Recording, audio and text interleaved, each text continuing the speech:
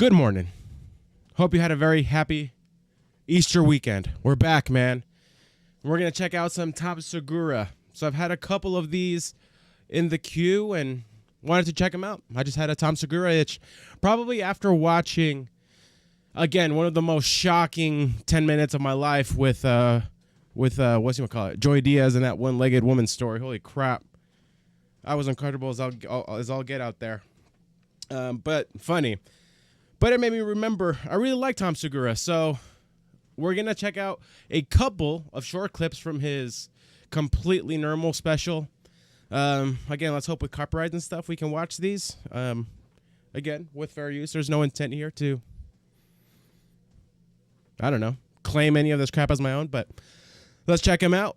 We're going to watch first my Crackhead Uber driver, and then we're going to check out men wearing cowboy hats. So I don't know. Again, I haven't watched this special. A lot of these jokes are going to be out of context. We might have the order wrong, but hey, it is what it is. So anyway, appreciate y'all. Enjoy. Hit like and subscribe if you enjoy this. Links down below to see where to find me. Let's do this. I get in the car. He goes, "Is the temperature all right, sir?" I go, "It's fine." He goes, "Would you like a bottle of water, sir?" And I go, "You don't have to call me sir. You can just call me Tom." And at that moment, all of his professionalism went out the window. The very next thing he said was, "You smoke weed?" And I was like, "I mean, yeah, sometimes." And he goes, "Do you want to smoke some now?" And I was like, "I mean, yeah." But I don't think my driver should be offering me, you know?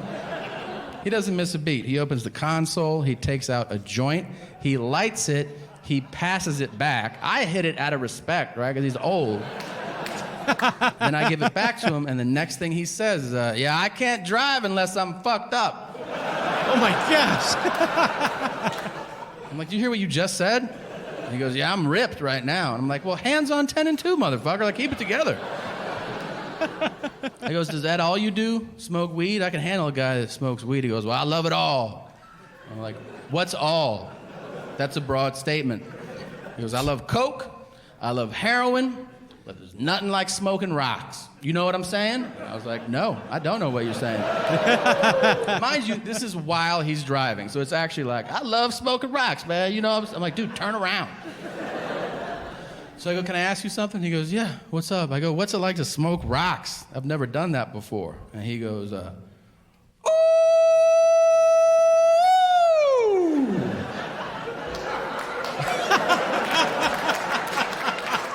I was like, "Is that the whole sentence? Is that it?" He goes, "That shit is the best." And what I like to do personally is I like to sit in my apartment and fire them up. And then I look out the peephole and I watch people walk around. Man, I gotta live more, dude. The fuck out about what's gonna happen next. And then he gave me a head nod like, "Doesn't that sound awesome?" I was like, "Dude, that sounds terrible. That's called a panic attack, and that's a horrible sales pitch for crack." I'm definitely not gonna try it. We pull up to the airport, and I go, "It's none of my business, but I think you're too old to be messing with all these drugs." And he goes, "I don't do it anymore, Tom." Yeah, it was sir at the top of the ride. Now it's Tom, you piece of shit. "I don't do it anymore. I did it when I was younger." And I go, "All right." And he goes, "I mean, I still do it every once in a while." But you know what they say. If you do something every once in a while, it's not that bad for you. And I was like, "Dude, I think they mean that about like pizza and chocolate." Nobody ever means that for crack. Oh, man. Okay. We're off to a great start here. Yeah, I wanted to put a couple of these together because this is so good, dude.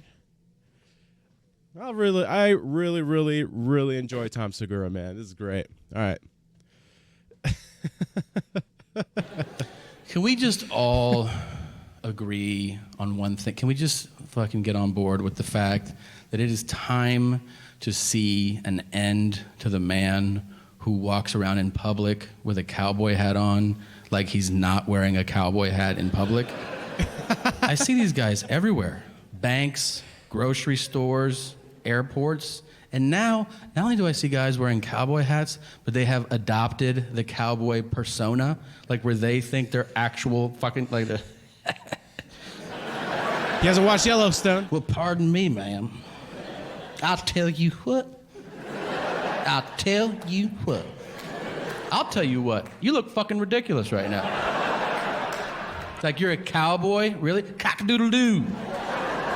Bang, bang, bang, bang, bang, bang. Fuck out of here. Here's all I want from cowboys. Just be cowboy all the way, all right? Work with livestock. Like if somebody says, let's go get a beer, I want to hear you say, I got to shave some sheep. End your disputes with a pistol. If somebody cuts you off in line, be like, meet me at the saloon at noon. I'm a cowboy. And you better ride a horse everywhere. If you wear a cowboy hat, you shouldn't be allowed to sit in cars or look at planes. You should just be like, I'll tell you what. I'll tell you what. San Francisco sure is a pretty city. Yeah, I'll see you there in 6 months when you get there on your fucking horse. If you're a cowboy, then I am a knight. I'm a knight, and I'm gonna wear armor every day in case somebody wants to joust. And you sweet. Leave me alone because I'm doing the queen's work, okay, mummy? You know who likes to be cowboys more than anybody? You know who? 3-year-olds. Because they're not developed yet. And they go, mommy. And you go, yes, you're a cowboy.